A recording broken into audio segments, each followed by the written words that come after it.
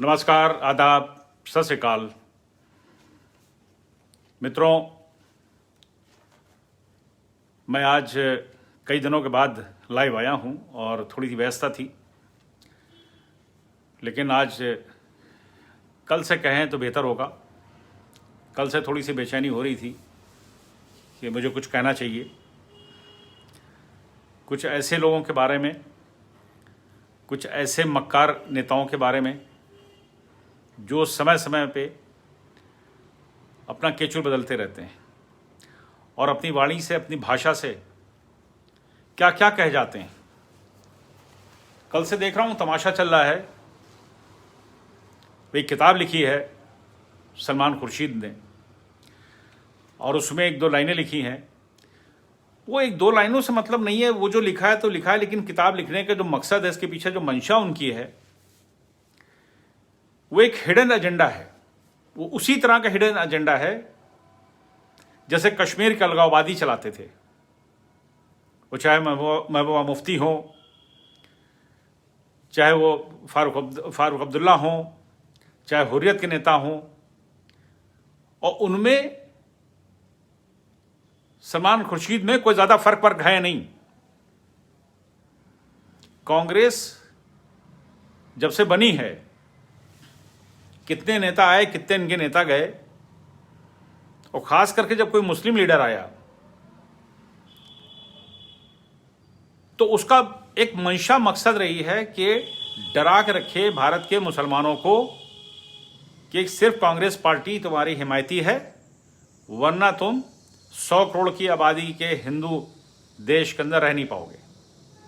और ये एजेंडा चला आ रहा है इनका बरसों से। इसी तरह वो आज राशिद अल्वी, वो पता नहीं क्या बहकी बहकी बातें करता है, उसने भी यही कहा। उन्होंने तो कुछ ज़्यादा ही कर दिया, राम भक्तों को कह दिया जो जय श्री राम कहेगा वो राक्षस है। अरे यार, क्या बातें करते हो, मेरे समझ में नहीं आता है कि ये मुसलमान जब ज़्यादा पढ़ जाता है तो जहलत की बातें क्यों करता, मेरे समझ में आज तक नहीं आई। ये दोनों वकील हैं, सलमान खुर्शीद भी वकील हैं, औलवी भी वकील हैं। ये अपने काबिलियत के झंडे गाड़ना चाहते हैं। वो नुक्ते नुक्ते ऐसे लगा लगा करके कहते हैं, मिर्चें लगाते हैं।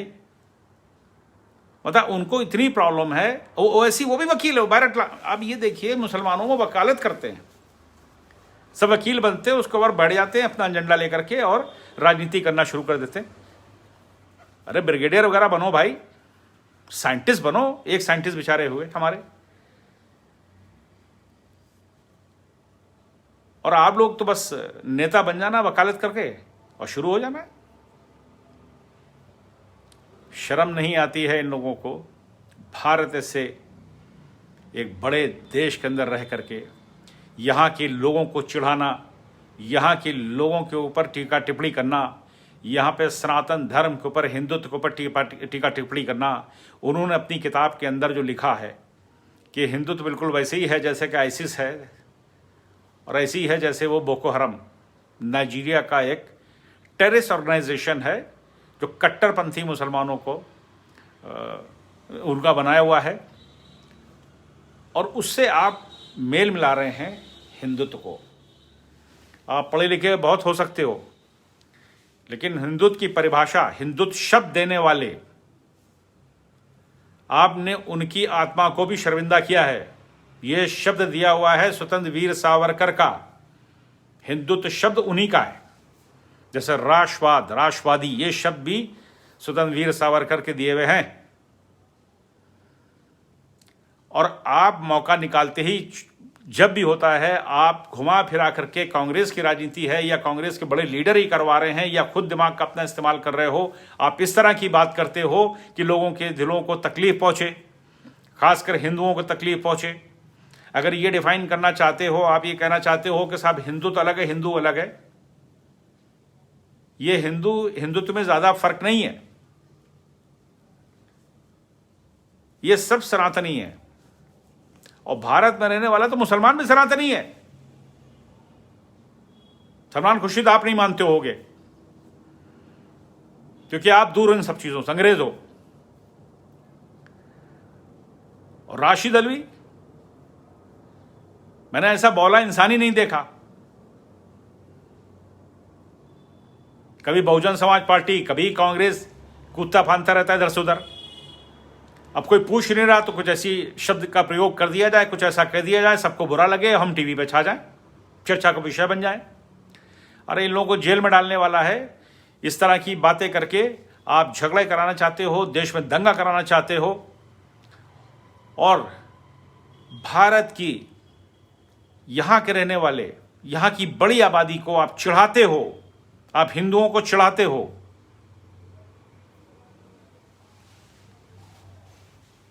या कह दो कि भारत के रहने वाले वैसे तो कन्वर्टेड हो, ये तो मुझे पता है।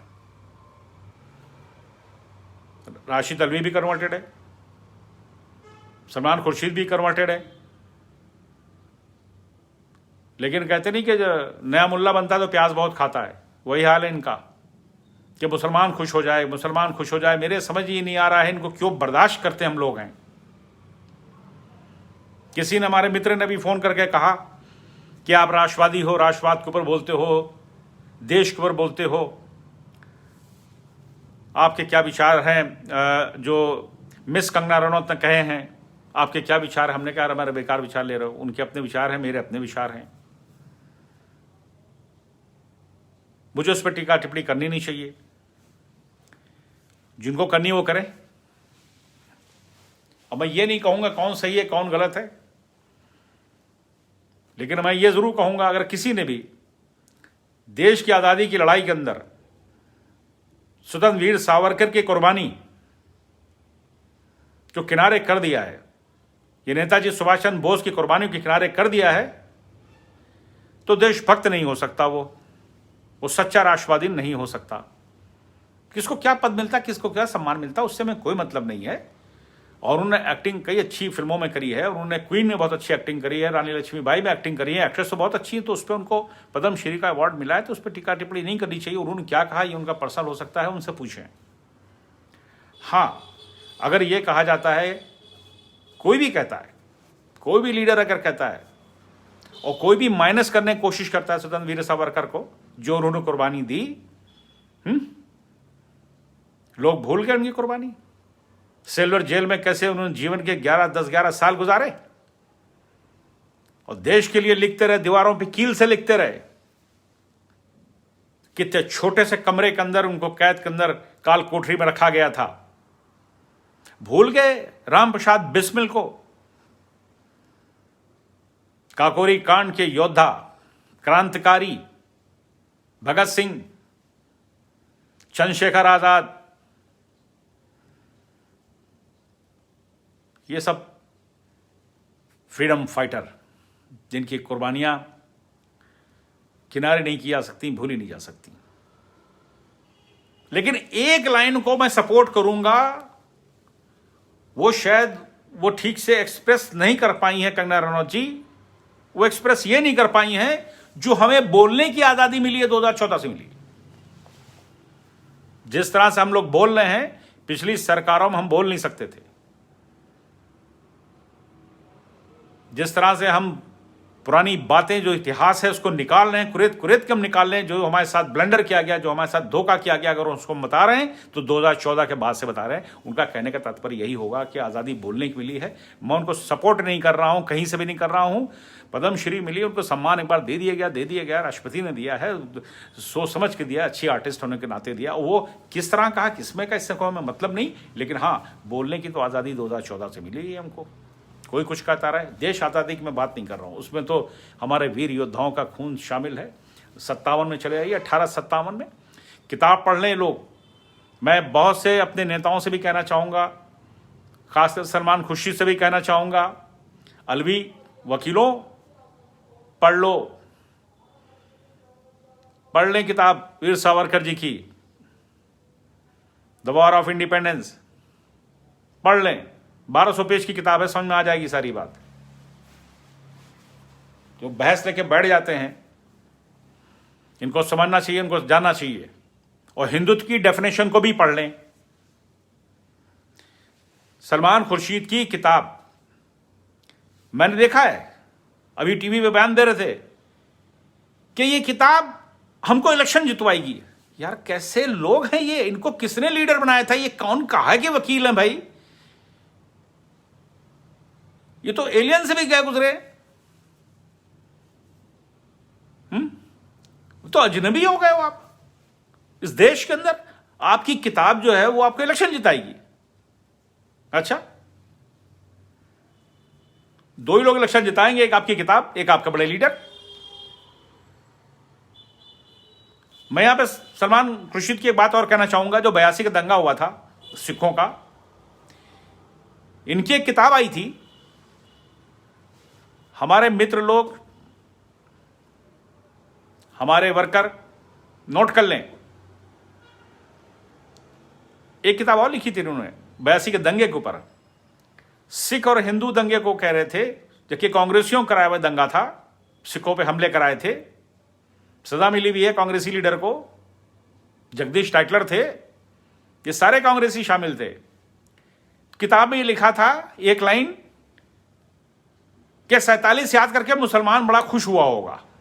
अच्छा, मतलब भड़काऊ बात तब भी करते थे। 82 के दंगे को अपनी किताब में सलमान खुर्शीद ने लिखा था कि 47 के जो हुआ था भारत के विभाजन के समय, तो ये सिख और हिंदू के दंगे देख के मुसलमान अंदर से बड़ा तसल्ली हुई होगी, उससे बड़ी खुशी हुई होगी। ये आप लोगों को बात नहीं मालूम हुई होगी। मक्कार हैं ये लोग, मक्कारी करते हैं, गुमराह करते हैं, इतिहास को तोड़ मरोड़ के रख दिया। हमारे जो वीर योद्धा थे उनके नाम छुपा दिए, नाम लेते नहीं है ये लोग। इनका सिंपल एक एजेंडा था, कभी भी इन लोगों ने नाम नहीं लिया उन वॉरियर का जिन्होंने देश के लिए अपनी कुर्बानी दी है। और बहुत ही छिछोरी हरकत करते हैं। जब कभी नाम आता है स्वतंत्र वीर सावरकर का तो कहते हैं उन्होंने तो माफी मांगी। अरे इनसे पूछो कि एक पेपर लाके कोई दे आर्काइव से निकाल करके उन्होंने माफी मांगी थी, मैं चैलेंज करता हूं, लेके तो आए और पढ़े उसको क्या लिखा हुआ है। कहते नहीं एक झूठ को 10 बार बोलो, झूठ को बोलते रहो, लोग सब समझने लगते, कहते हाँ कुछ तो होगा। हमारी जो भारत है ना, भारत की जो जनता है, ये तुक्केबाजी बहुत चलती है। हम सॉरी नहीं करना चाहिए हम अपने सब लोगों को, हमारे ही लोग हैं यार ये लोग भी। किसी ने एक ने कह दिया तो हाँ हाँ होगा, ऐसा होगा। अरे पढ़ के भी देख लेना, रिकॉर्ड निकाल देखे कब माफी मांगी गई। बीमार थे और कितने स्वतंत्रता संग्राम सेनानी जेल के अंदर थे, सेलुलर जेल में भेज दिए जाते थे। अंग्रेजों ने कितनी बर्बरता उनके साथ करी थी, कितने बीमारी में मर गए थे, कितने अंधे हो गए थे वहां पर। किसी को टीबी हो गई थी, उस समय टीबी बड़ी बीमारी हुआ करती थी।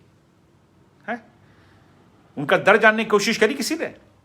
सफेद कपड़े पहन लिया, यहां पे फूल लगा लिया, यूं कबूतर उड़ा दिया, आप नेतागिरी करने लगे। आप लाशों पर बैठ करके आपने नेतागिरी करी है, आप लीडर बन गए, नेशनल लीडर है। धर्म के आधार पर विभाजन आप ही लोगों ने करवाया, जिना से साठ गांठ करके आपने विभाजन करवाया। वरना ये सलमान खुर्शीद कराची में होते, बाबा साहब भीमराव, मैं पिछली दफे कहा भी ये बात मैंने, भीमराव अम्बेडकर ने इसी शर्त पे कहा था भाई धर्म के नाम पे विभाजन होगा तो भाई एक मुसलमान भारत में दिखना नहीं चाहिए। अगर ऐसा हो जाता तो कहां होते आप? पठानों के बीच में होते आप, वहीं होते खैबर में, आप होते वहीं।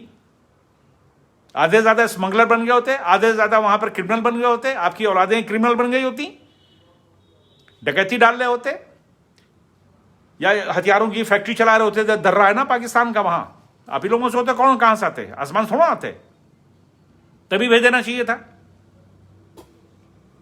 हमें तो पूरा कहने का हक है, मैं बोलूंगा क्योंकि मैं हूं बल्तिस्तानी, मेरी ब्लड लाइन जो है बल्तिस्तान से है, इस कर्दू से। और इस विभाजन का दुख हमको सबसे ज्यादा है। हमारे परिवार भी टूटा है, हमारे लोग बिखरे हैं, और आप लोगों की हरकतों से बिखरे हैं। किस तरह की जिंदगी जी रहे हैं हमारे लोग, हम जानते हैं ना। वहां मैं यहीं पैदा हुआ हूं हिंदुस्तान के अंदर, यहीं का मिट्टी से बन के निकला हूं, लेकिन आप लोगों की बातें मुझे इतनी तकलीफ देती हैं। अब हम लखनऊ के, तो हमारी तहजीब में आप ने तू तकार तुम करते नहीं, तो तुम करते सलमान खुर्शीद या अलवी तो खैर बेकार आदमी, नाम लेना बेकार है। क्या जाहिलपन की बातें करी, पता नहीं कौन इनको नेता बनाया था। वोट भी लोग डाल देते हैं जाके जहालत में। ऐसे लोगों को मेरे समझ में नहीं आता है। ऐसे लोगों को तो आना नहीं चाहिए पॉलिटिक्स में, इनका तो बाइकआउट करना चाहिए। ये इलेक्शन में किसी पार्टी से खड़े हैं उनकी तो जमानत जब्त करा देनी चाहिए। मेरे पिछले स्टेटमेंट से, मेरे पिछले प्रोग्राम में मैं बोला वीर सावरकर जी के ऊपर, बड़े लोगों में पेट में दर्द हुआ। वीर सावरकर जी का नाम लेते तो सबके तन मन में झंझराहट होने लगती कांग्रेसियों के, क्योंकि जो छुपा रहे थे इतने वर्षों से, वो बोलने की आजादी 2014 से हमको मिली। ये बात बिल्कुल सच है। और आजादी तो हम मानते हैं 1942 में हो गई थी, नेताजी सुभाष चंद्र, हम उसको मानते हैं, कोई माने ना माने, नेताजी सुभाष चंद्र बोस ने भारत को आजाद करा लिया था, स्वतंत्र हो गया था 1942 में। नोट छप गए थे, टिकट छप गए थे, रेडियो चलता था, सब कुछ था। आपने तो 47 में खाली पावर ट्रांसफर करी है, वो भी अपने हिसाब से। भारत के विभाजन किया, सीधी लकीर घसीट दी। और विभाजन अगर आप कर रहे थे, ये कांग्रेस के ही लीडर थे, मैं उन सबको नहीं कहूंगा। एक तो हमारे लाल गुलाब वाले चाचा जी थे, और वो जिना पाकिस्तान के, इनकी सांठगांठ थी। ना तो सरदार वल्लभ भाई पटेल चाहते थे भारत के विभाजन हो, वो तो बाद में जब देखा सब लोग तैयार हैं तो ठीक है, क्या कर सकते हैं, सब एक मुंह हो गए। लेकिन विभाजन कितना हुआ? पख्तूनवा तो पहले भी था, मुसलमान था। खान अब्दुल गफ्फार खान जो फ्रीडम फाइटर थे, तो अफगानिस्तान के बॉर्डर मिलता था, तो एक ही था, ये पख्तूनिस्तान के थे। वो भारत की यात्रा भी करी थी उन्होंने 47 के बाद, काफी उम्र में, उनका पूरा खानदान वहीं का। बलूचिस्तान सारा मुसलमान, वहां का सिंध सारा मुसलमान, पंजाब आधा वो भी मुसलमान। तो यहां से गए कितने? हमें तो सारे यही नजर आते हैं। खाली लकीर घसीट दिया हमने, देश का विभाजन कर दिया, तोड़ दिया, दो टुकड़ों में बांट दिया। ये बांग्लादेश भी तो हमारा ही है, जिसको ईस्ट पाकिस्तान बनाया गया था। उस टाइम के वो नेता थे, आज के ये नेता हैं। आज इनकी ये है कि इनकी जबानें ऐसे चलती हैं, किताबें लिखते हैं। इलेक्शन लड़वाने के लिए किताब लिखी गई है, इलेक्शन लड़वाने के लिए उसमें नुक्ताचीनी की गई है, उसमें हिंदुओं को चिढ़ाने की कोशिश की गई है। अरे शर्म करो यार, आप चिढ़ाते हो उनको, और जब हिंदू खड़ा होता है तो हंगामा करते हो। तो आईओसी की शिकायत करी जाती है, इस्लामिक ऑर्गेनाइजेशन जाके शिकायत करी जाती है, मुसलमानों के साथ बड़ी ज्यादती हो रही, बड़ा जुल्म हो रहा है। मुसलमानों के साथ जिद हो रहा है, जुल्म हो रहा है। अरे मुसलमान यहां जिद करता है, मैं मुसलमानों की बुराई नहीं कर रहा हूं, लेकिन हरकतें ठीक नहीं है भाई। कुछ नेता और कुछ ऑर्गेनाइजेशन ऐसी हैं जो भारत को अपना मुल्क ही नहीं मानती हैं, और जितना ही सीना फाड़ फाड़ के कहेंगे हम तो हिंदुस्तानी, हम हिंदुस्तानी। अरे हिंदुस्तानी तो हिंदुस्तानी जैसे बिहेव करो, लगे कि तुम मुल्क के वफादार हो। अब लड़ाने की कोशिश करोगे तो गलत,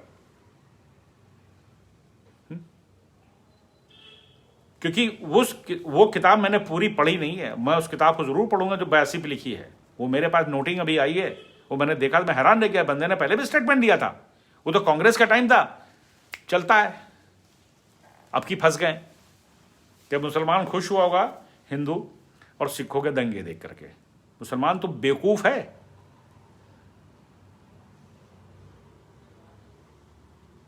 वकालत करेंगे।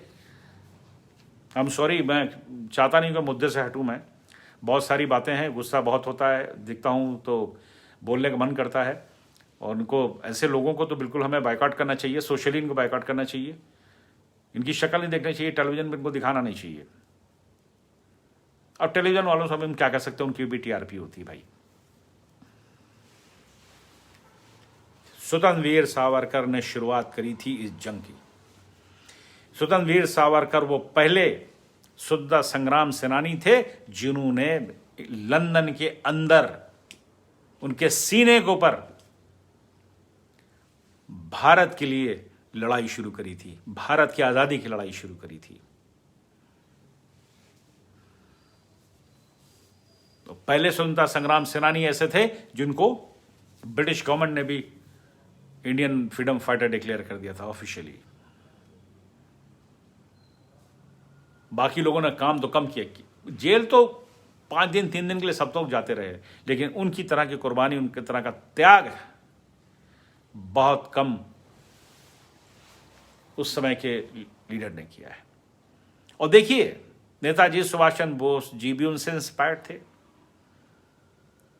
उन्हीं से इंस्पायर्ड थे। तो राम प्रसाद बिस्मिल, अशफाकुल्ला खां, लहरी, चंद्रशेखर आज़ाद, शहीद भगत सिंह, उधम सिंह, कितने नाम गिराए। ये रियल फ्रीडम फाइटर थे। आप पार्टी करते रहते थे अंग्रेजों के साथ, इंपोर्टेड सिगार पीते थे आप, समर में शिमले चले आते थे, लंदन चले आते थे, कपड़े वहां से धुल के आते थे, क्या क्या होता था भाई।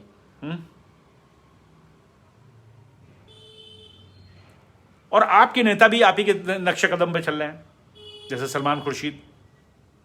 मैं तो हैरान रह गया, ये किस लेवल के लीडर हैं, किस लेवल के पढ़े लिखे हैं कि कह रहे हैं ये किताब हमको इलेक्शन जिताएगी। क्यों भाई मित्रों, लगता है कि कांग्रेस इस हैसियत की है कि यूपी के इलेक्शन या उत्तराखंड के इलेक्शन जिता सके या आ सके? गिन लीजिए कितने आएंगे। 8 से 9 एमएलए भी जीतना बहुत बड़ी बात है, जमानतें जब्त हो जाएंगी इनकी। किताब लिखी इलेक्शन लड़ाने के लिए। इनका स्टेटमेंट मैंने टीवी पर अभी भी देखा है कि ये किताब इलेक्शन जिताएगी। यानी आप हिंदुओं को या मुसलमानों को प्रोवोक करना चाहते हैं।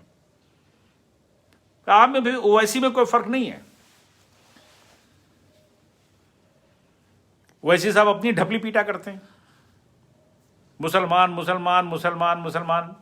ठीक है भाई, आप मुस्लिम लीडर बनना चाहते हो, लेकिन आपको सब मानते कहां है? मुसलमान कभी किसी को लीडर मानते ही नहीं है। मुसलमान कोई लीडर है ही नहीं, कोई भी नहीं है। नाम बताएं कि मुस्लिम लीडर है, कोई नहीं है। वे इलेक्शन जीत के आए थे, मजबूरी होती जाके वोट देकर इनको जिता दिया जाता है। वो मुसलमानों में कमी है ना कि जो जीत रहा हो उसी को वोट दे दो, क्योंकि बीजेपी को हराना है, फलाने को हराना है, डिमाके को हराना है, सबके अपने अपने एजेंडे। लेकिन बहुत अफसोसनाक बात हुई है जो सलमान खुर्शीद ने हिंदू शब्द या हिंदुत्व को, उस मिशन को ऐसे बताया जैसे कि वो आईसीज ऑफ बोको हराम हो। और हम स्ट्रांगली इसको अपोज करते हैं, कंडेम करते हैं ऐसे लीडर को, ऐसे लोगों को जो ऐसी वाहियात बातें करते हैं और किससे उसको मिलाते हैं, कैसे मुशाबा देते हैं उसको, किस कंपैरिजन करते हैं। उनको शर्म आनी चाहिए, ऐसे लोगों को जेल में डालना चाहिए। ये सब कश्मीरियों की लैंग्वेज, इनकी सबकी एक है। ये कश्मीर के लीडर घूम फिर के सभी कांग्रेस के हैं। ये बाद में सब नाम बदलते गए, नई पार्टी बनाते गए, इनमें कोई फर्क नहीं है। कल भी उनके ही दुम चल रहे हैं, उन्हीं के पीछे पीछे, उनका कोई दीन ईमान नहीं है। बहुजन समाज पार्टी में जाएंगे तो उनके लीडर की बात करेंगे। हम इतना जानते हैं कि आज के समय देश के मुसलमान को मेन धारा में जुड़ना चाहिए, जो देश की प्रमुख धारा है।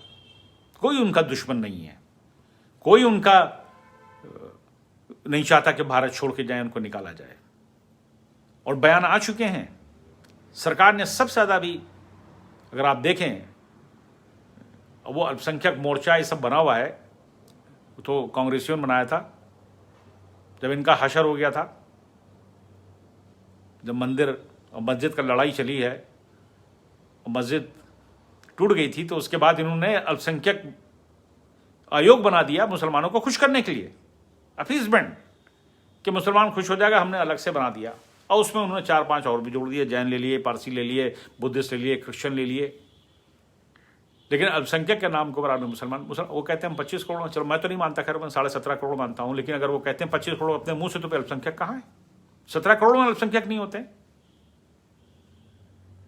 हम तो चाहते हैं अल्पसंख्यक मोर्चा, अल्पसंख्यक कमीशन, इसको भंग कर देना चाहिए। अल्पसंख्यक कमीशन बनाने की भारत में जरूरत नहीं है। अगर अल्पसंख्यक कमीशन बनानी है तो इनको बनाइए आप, सिखों को, क्रिश्चियन को, पारसी को। पारसी तो बेचारे बहुत ही कम है, 50,000 मुश्किल से हैं, वो तो बिल्कुल माइक्रो माइनॉरिटी हैं। उनको बनाइए, बुद्धिस्ट को बनाइए, क्रिश्चियन को बनाइए आप। मुसलमान कहाँ आता है? तो बड़ी बड़ी बातें करते हैं, वकील हैं, काबिलियत है इनके पास, धंधे बिजनेस है इनके पास, अरब वर्ल्ड में इनके अच्छा कनेक्शन हैं। ये लोग जाते हैं वहाँ, अपने बिजनेस में सबने स्टैब्लिश कर रखे हैं। ये अल्पसंख्यक कहाँ है?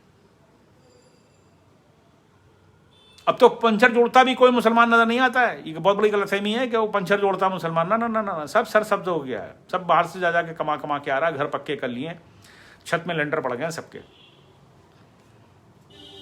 ऐसा नहीं है, मुसलमानों को भी रोज़गार मिल रहा है। मैं तो लखनऊ का हूँ, मैंने लखनऊ में देखा, लखनऊ में मुस्लिम लड़के मैंने देखे, वहाँ जितनी मॉल में देखिए जितने सेल्समैन ज़्यादातर मुसलमान आपको मिलेंगे, नौकरी कर रहे हैं और घर तो रोटी लेके जा रहे हैं। ऐसा तो नहीं उनको बंदिश लगा दी गई कि कोई लेगा नहीं, ये तो मैंने कहीं नहीं देखा। अभी मुझे किसी एक फैक्ट्री में जाना हुआ दिल्ली की, और उसके अंदर वर्कर थे, काम कर रहे थे, तो मैंने देखा कि वो उसमें कुछ मुस्लिम लड़के भी थे। उन्होंने टोपी नहीं अपनी उतारी थी। काम, आपको काम आता तो काम दिया जाएगा, आप स्किल्ड हैं तो आपको काम मिलेगा। ये तो नहीं कहा गया कहीं पे कि मुसलमान है तो हम उसको काम नहीं देंगे। हाँ, इसका अपोजिशन पार्टी, दूसरी पार्टियां जो हैं, जो परेशान हैं इस सरकार से, जो इनके मंसूबों से, वो इस तरह की प्रोपेगेंडा करती हैं।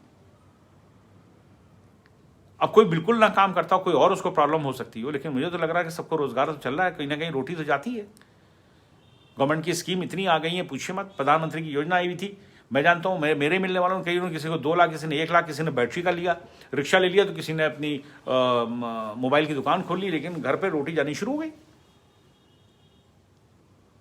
अब आप चिढ़कर कुछ भी ना कहिए, चिढ़कर कुछ भी बातें करिए। आपको बुरा लगता है कि सरकार इनकी है, सरकार बीजेपी की है, वो प्रधानमंत्री ये हैं, वो होम मिनिस्टर वो हैं, तो अब आप चिड़ के कुछ भी कहते रहिए और रोटी नहीं वाले भी खाते जाइए। भर भर के आप गालियां देते रहिए, लेकिन रोटी खाते रहिए आप बैठ करके।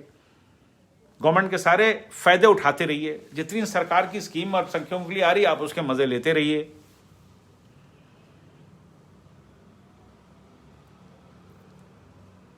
हम तो शिया कम्युनिटी से, हम तो अल्पसंख्यक के भी अल्पसंख्यक है भाई, बल्कि हमारी कम्युनिटी के ज्यादा बुरा हाल है। जो अहले सुन्नत है उनका तो बुरा हाल नहीं है, कि बहुत से शिया काम ही नहीं करता बेचारा, ना वो सब्जी बेचता, ना वो कसाई का काम कर पाता, ना वो सफाई का काम कर सकता, वो कर ही नहीं सकता, भूखा घर में रह ले। हम तो अल्पसंख्यक के अल्पसंख्यक हैं। अल्पसंख्यक तो हमको होना चाहिए था, हमारी कम्युनिटी को होना चाहिए था। मुसलमान की इतनी बड़ी आबादी हो तो सरसब्द हैं सारे, एक घर में 4 लड़के जवान कमा रहे हैं। शियों घर में झाँक कर देखिए, मैं यहाँ पे वो नहीं कर रहा यार, मैं जनरल बात कर रहा हूँ, इस समय मुझे आप लोगों से बात करनी थी, अपने लोगों से मैं बात कर रहा हूँ, अपनी बात कर रहा हूँ, दिल खोल के बात कर रहा हूँ। परेशान है हमारी कम्युनिटी के लोग, और मैं यहाँ कुछ शिया सुन्नी नहीं करने आया हूँ।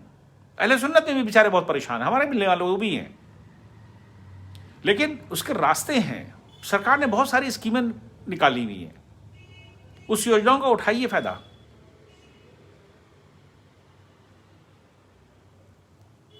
और ऐसे नेताओं से बचना है आपको। मुसलमानों के लिए मेरा संदेश है, खास करके राशिद अल्वी, सलमान खुर्शीद, जो बड़े लोग हैं, पैसे वाले हैं। सलमान खुर्शीद साहब को तो बाहर खूब, उनका तो एजुकेशन का बिजनेस बहुत बड़ा है, पहले डीपीएस भी के पार्टनर थे, क्या क्या थे मुझे नहीं पता, लेकिन हाँ उनको ये मुझे मालूम है, बहुत पैसे वाले, रिच है वो क्या दर जाने, क्या दर जाने। जो नीचे स्तर पे काम करते हैं ना जाकर के पब्लिक में, उनको दर्द पता चलता है। किसी भी वर्ग का हो सकता है, किसी भी धर्म का हो सकता है। हमारे मिलने वाले, मैं क्योंकि बहुत मिलता हूं लोगों से, मैं दिलों तक उतरता हूं लोगों के। हर धर्म के लोग हैं जो परेशान है, कुछ है, कुछ की किस्मत होती, कोई कोशिश नहीं कर पाता, किसी में किसी का रास्ता नहीं बन पाता है, वो हिंदू हो, मुसलमान हो, सिख हो, क्रिश्चियन हो। अब कोई झांक कर नहीं देखता है, क्रिश्चियन कम्युनिटी भी बहुत परेशान है अल्पसंख्यकों की, उनका भी हिस्सा जो है मुसलमान ही खा जाता है, उनको मिलता ही नहीं।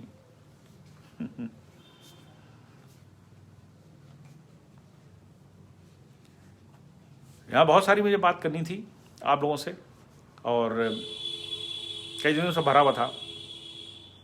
भारत सरकार ने 370 से हटाई कश्मीर से, और वे अभी हमने देखा कि पहली बार ऐसा हुआ कि मौका मिला है कि मुहर्रम जब पड़ा था तो वहाँ पे शिया बिरादरी ने अपने जुलूस निकाले थे काफ़ी। उस वक्त मैंने पहले कभी नहीं देखे थे कि कश्मीर में होते हैं या वहाँ शिया रहते होंगे, क्योंकि वहाँ पे तालिबानियों ने कब्जा कर रखा था। ये तालिबानी कहिए, जो अलगाववादी कहिए, या जो उनको जिहादी कहिए, उन लोगों ने उनके ऊपर बंदिश लगा रखी थी, दिखता तो उसको मार देते थे। शियों ने अपना नाम भी बदल लिया था वहाँ पर। इसी तरह वहाँ हिंदू का हाल हुआ, हिंदुओं के साथ तो बहुत ही बुरा सलूक किया इन लोगों ने, किस तरह से उनको निकाला, किस तरह उन पर जुल्म ढाया। हमारे दोस्त हैं, हम लोग साथ काम करते हैं, राष्ट्रवादी हैं, हमने कहानियाँ सुनी हैं वो दर्दनाक रातें कैसी गुजरी हैं जो कश्मीरी पंडितों के साथ किया। सलमान खुर्शीद साहब को बोलना चाहिए था, एक किताब लिखते हैं ना उनके ऊपर, वो भयानक रात का जिक्र करते उस किताब में।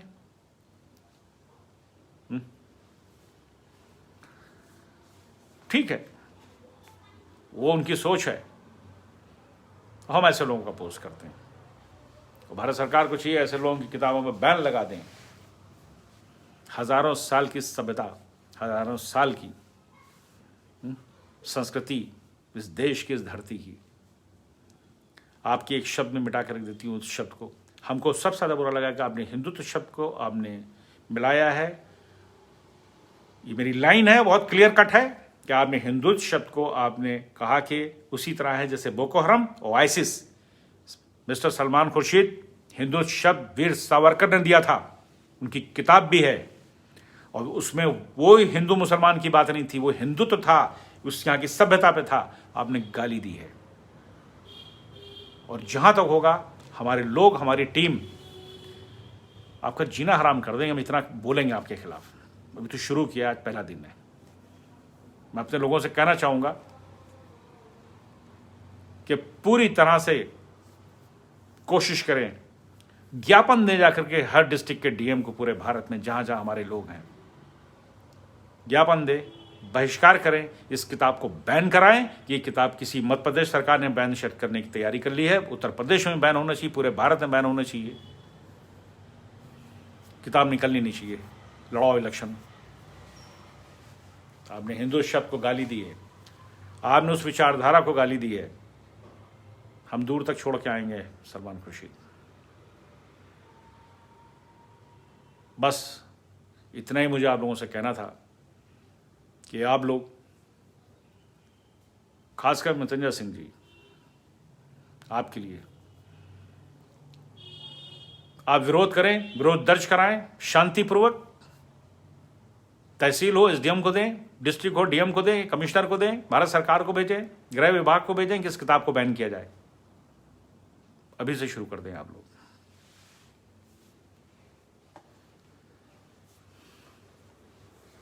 ये भी मीठा मीठा बोला करते ना, ये जहर पीते हैं और जहर उगलते हैं। बातों में मिठास होती है, देखने में बड़े हैंडसम हैं ये।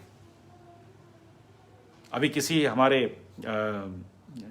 लड़की हैं, वो कम उम्र, और वो हमारे फेसबुक के ऊपर हैं, उन्होंने व्हाट्सएप मैसेज में मुझको ये लिखा है, मुझे उनका नाम है इरम सैफ़ी। आज ही वो कांटेक्ट में मेरे व्हाट्सएप पे आई, और उन्होंने एक लाइन लिखी है, मुझे बहुत अच्छी लगी कि देखने को तो मोर जो है कितना सुंदर है, लेकिन लोग ये भूल जाते हैं वो सांप खाता है। वो लाइन मुझे उनकी अच्छी लगी। धन्यवाद इरम जी, अगर आप सुन रही हैं तो। ये सलमान खुर्शीद लोग वैसे ही हैं, जहर खाते भी हैं, जहर उगलते भी हैं। बहुत बहुत धन्यवाद आप लोगों का। आप लोग एक जिंदा कौम है, आप जिंदा रहेंगे, ये देश भी जिंदा रहेगा, ये अखंड भारत बनेगा। हम पूरी ताकत के साथ, पूरे जोश के साथ हम काम करेंगे समाज में। बहुत बहुत धन्यवाद। जय हिंद, वंदे मातरम।